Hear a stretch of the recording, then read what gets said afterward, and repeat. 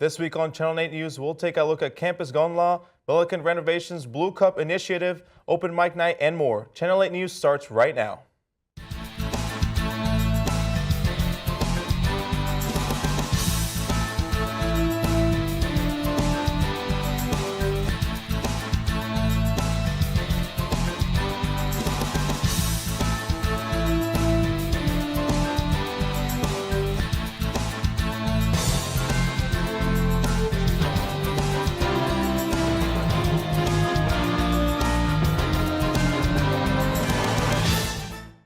Thank you for tuning in to Channel 8 News. I'm Alex Sanchez. And I'm Shannon Clement.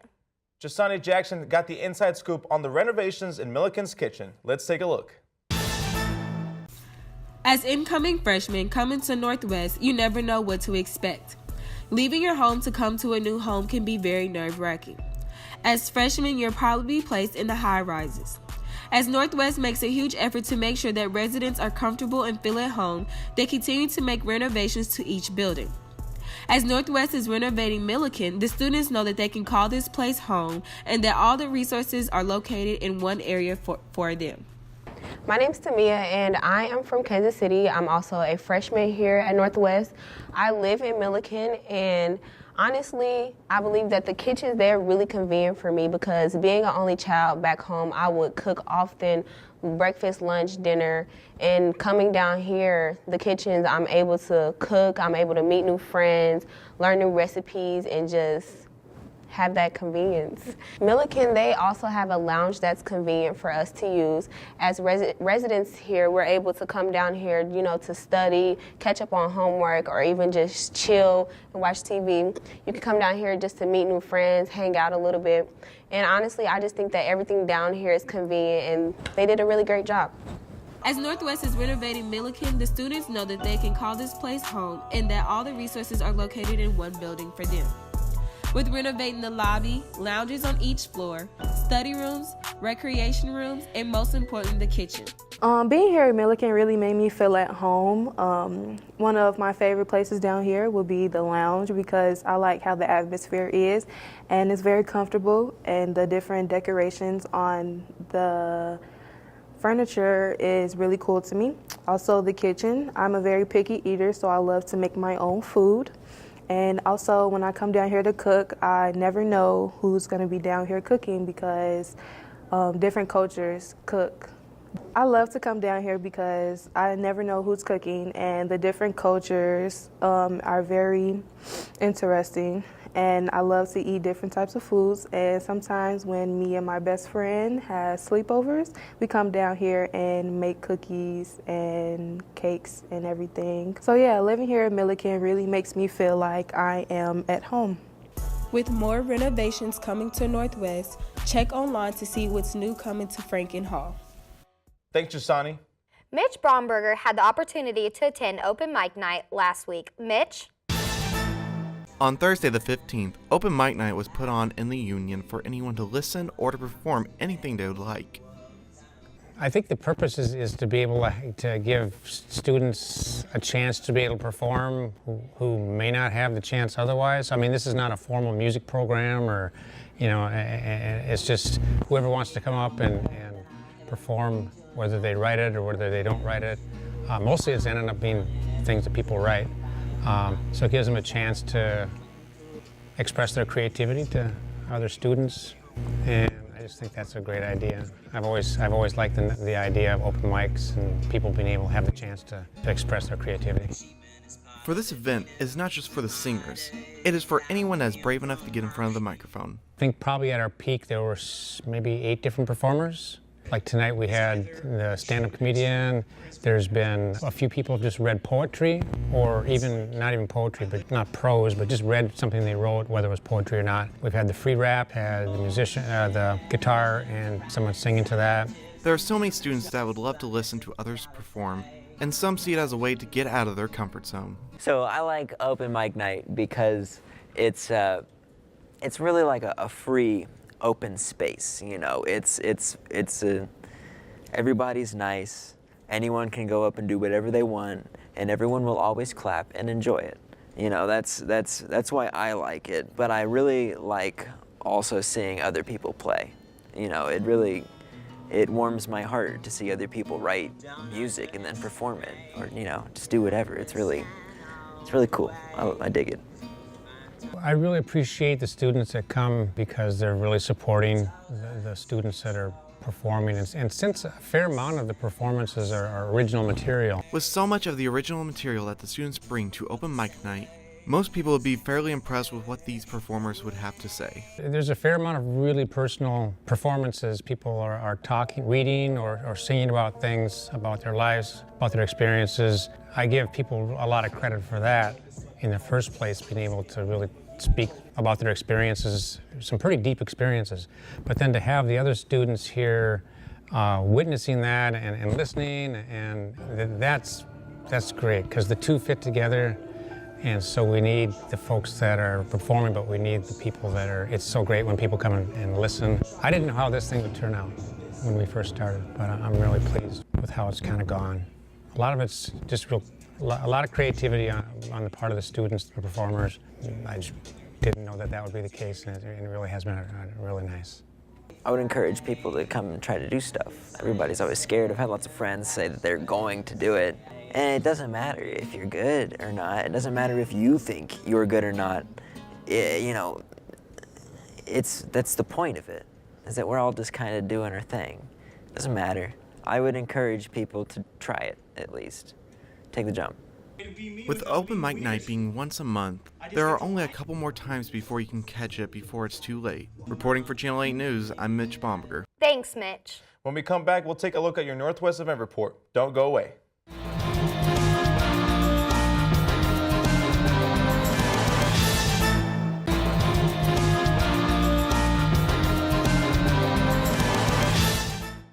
Welcome back to Channel 8 News. I'm Alex Sanchez. And I'm Shannon Clement.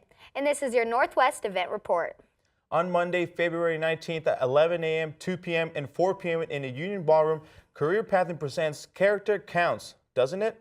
This session is presented by Kara Murray, an intense examination of personal values and the practical application of principles that ultimately define what we know as ethics. Participants will actively explore ethical dilemmas and apply various decision-making models to arrive at conclusions that fit their value system. This presentation is free for Northwest students and employees. Community members are invited at cost of $25 for Maryville Chamber of Commerce members or $40 for non-members. On Tuesday, February 20th, from 8:30 to 10:30 a.m. in the Milliken Activity Center, the Education Expo begins. This is a career fair designed to connect qualified teaching applicants with prospective employers. New and alumni teacher candidates are encouraged to present their resumes, introduce themselves, and discuss current and potential openings with attending representatives. The Education Expo gives younger Northwest students a chance to network, learn more about the teaching profession, and explore career paths offered by the attending employers. On Tuesday, February 20th from 11:30 a.m. to 3 p.m. in the Milliken Activity Center, Career Day and Graduate School Information Fair begins. Talented candidates meet with a variety of employers and graduate school program representatives to discuss internship and full-time employment. This event is open to all students, alumni, and community guests to ask questions, network, and learn about the many opportunities available through the attending organizations. Career Days also incorporates the Graduate School Information Fair, where students, community, and others are invited to attend and learn about the graduate school opportunities at Northwest. On Tuesday, February 20th at 7:30 p.m., the Wind Symphony and Phasonic Band perform. The performance takes place in the Ron Houston Center, and the concert is free and open to the public. On Wednesday, February 21st at 7 p.m. in the Union Boardroom, Black History Month presents Jungle Fever screening and discussion. Jungle Fever is a Spike Lee directed feature that examines the issues of interracial dating in the early 1990s and the culture identity developed within a strong family system. Students are invited to watch the movie and participate in a discussion about the interracial dating afterward. On Thursday, February 22nd, from 7 to 9 p.m. in the Union 3rd Floor Ballroom, the Student Activities Council is hosting Grocery Bingo.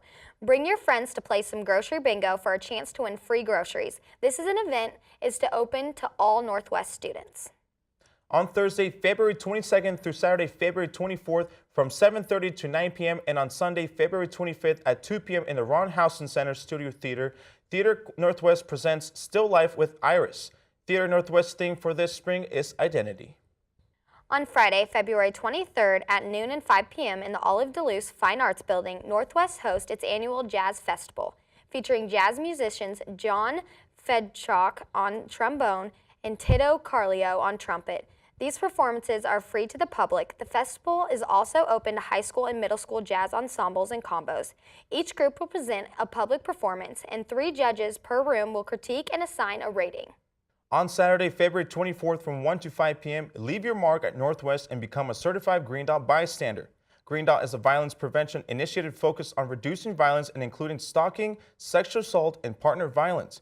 Green Dots are behaviors, choices, words, or attitudes that send message that violence is unacceptable. Learn how to realistically reduce violence in our community, plus to get a free t-shirt. Training is open and free to Northwest students. You can register at www.northwestmissouri.edu/Green Dot. That's all we have for your Northwest Event Report. When we come back, we'll take a look at more recent news and events. Stay tuned.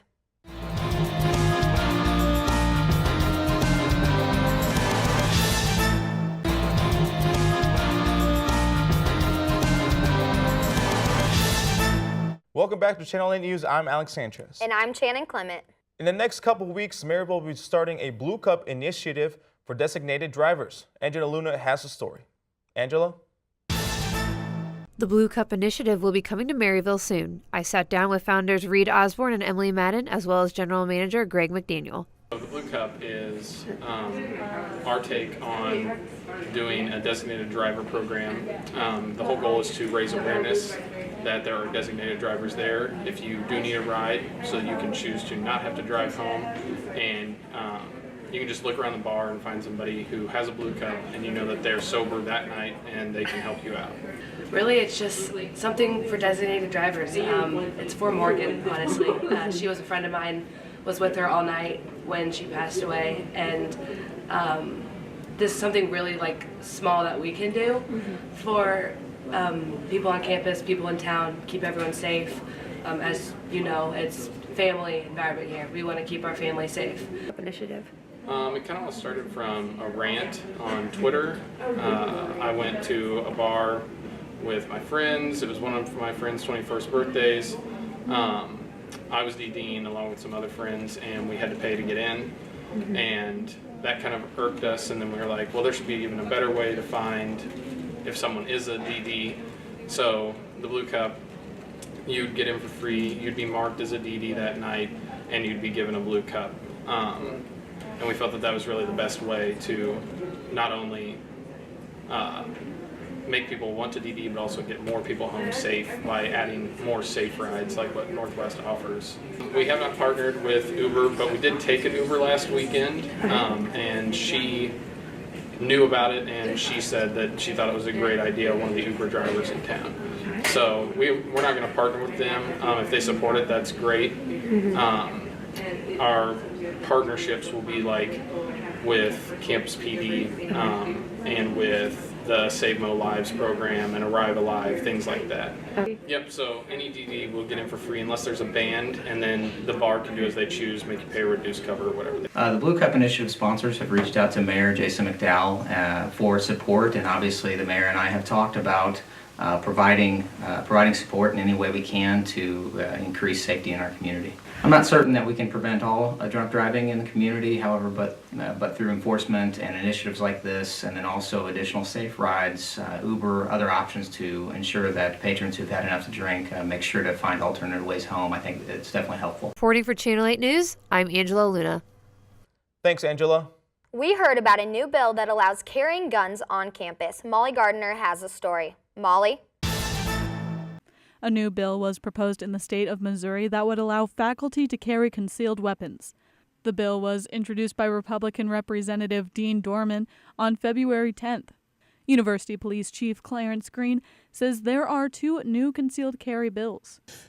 Well, there's several new bills out there reference concealed carry. The first bill that's been proposed is the open carry conceal, which applies to everyone. The other one limits it to faculty and staff of an institution. One in which removes the entire law concealed carry and lets anyone carry. Then there's another bill that's been introduced recently that talks about appointing certain faculty or staff members of the institution to carry conceal if they have the concealed carry course.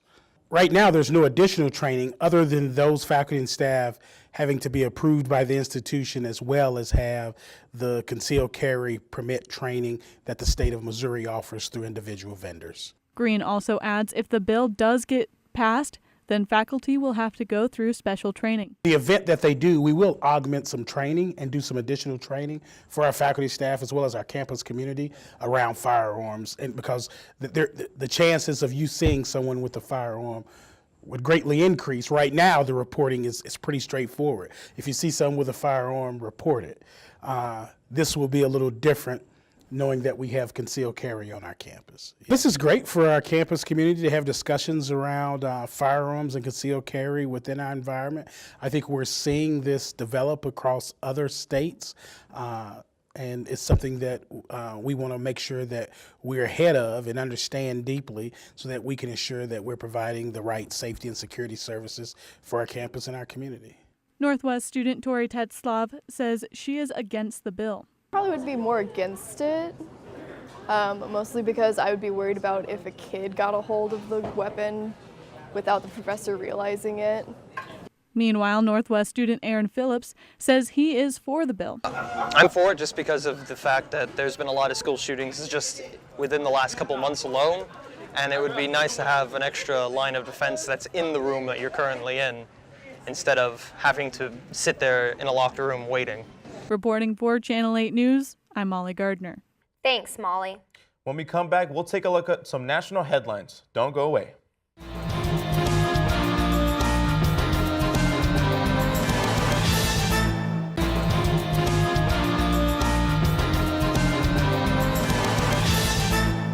Welcome back to Channel 8 News. I'm Shannon Clement. And I'm Alex Sanchez. Last week, President Donald Trump suggested a 25-cent increase in gas and diesel taxes. This would help pay for the administration's new infrastructure plan. Transportation Secretary Elaine Chao did not rule out a gas tax when it was proposed, but she described it as not ideal. The administration laid out an infrastructure plan last Monday that aims to turn $200 billion in federal money into $1.5 trillion by leveraging local and state tax dollars and private investments. While the administration has not explicitly laid out a plan for review, local governments will likely turn to tolls and other user fees if asked to come up with more of their own funding in order with federal incentive grants. Last Wednesday, another school shooting took place, this time in Florida at Marjorie Stoneman Douglas High School. A former student was taken into custody as a suspect for the shooting. There has been a fire drill at the school earlier that day, leading some to believe at the first that the afternoon incident was another drill. But when students realized it was real, panic sank in. Our CNN affiliate has the story. I want you to know that you're not alone in your grief. We're all grieving with you. The entire country is grieving with you.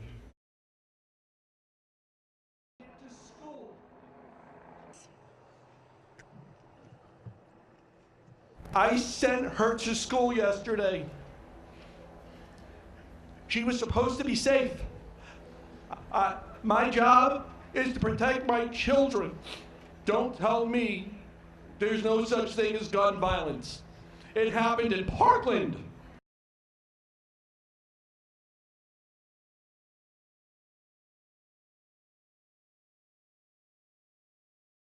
This shouldn't be a fight between two different parties. This should be a coming together where we all realize that something is wrong. This happens over and over again, and people are dying, and it seems like it doesn't matter, because what are thoughts and prayers going to do when people are already dead?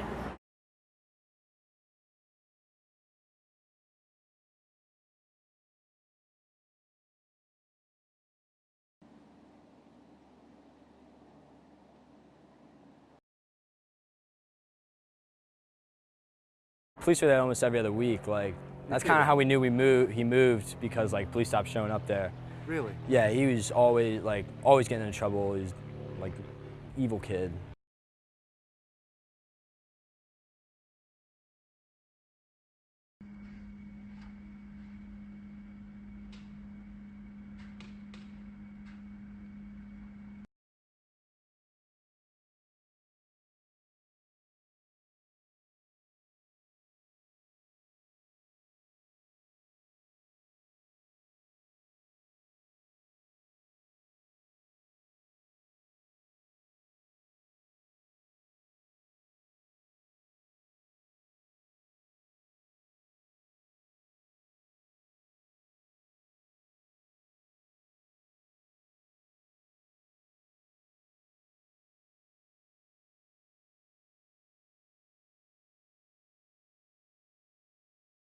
I found that post disturbing enough that I thought somebody needed to know about it.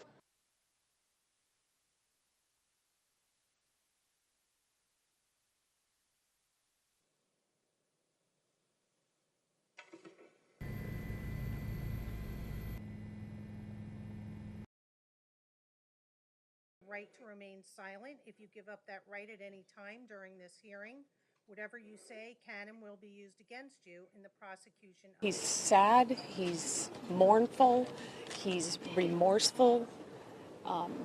He is fully aware of what is going on. And he's just a broken human being. Drones are helping scientists fight wildlife extinction. Researchers in Australia suggest that counting wildlife using drones is more accurate than traditional methods. To test the method, the team created fake bird colonies on a beach in Australia using 2,000 decoys, ducks. Wildlife experts on the ground counted the fake birds with binoculars and telescopes, while a drone flew overhead and took pictures. Another group of scientists counted the number of birds they could see from the drone images. The researchers found that the drone approach was more precise than counting on the ground. Counting species in photographs is also time-intensive, so the researchers also trained a computer algorithm to count the birds automatically. Those results were nearly as accurate as scientists reviewing them in photos. More trials will be made to get the average information of what drones can and cannot find or capture. Last year, South Africa's Constitutional Court ordered the president of South Africa, Jacob Zuma, to repay millions of dollars in public funds spent on refurbishing his private homestead. This year, Jacob Zuma has quit as president of South Africa. The announcement came after the ANC took the extraordinary step of calling no confidence vote in the leader a day after publicly demanding his resignation.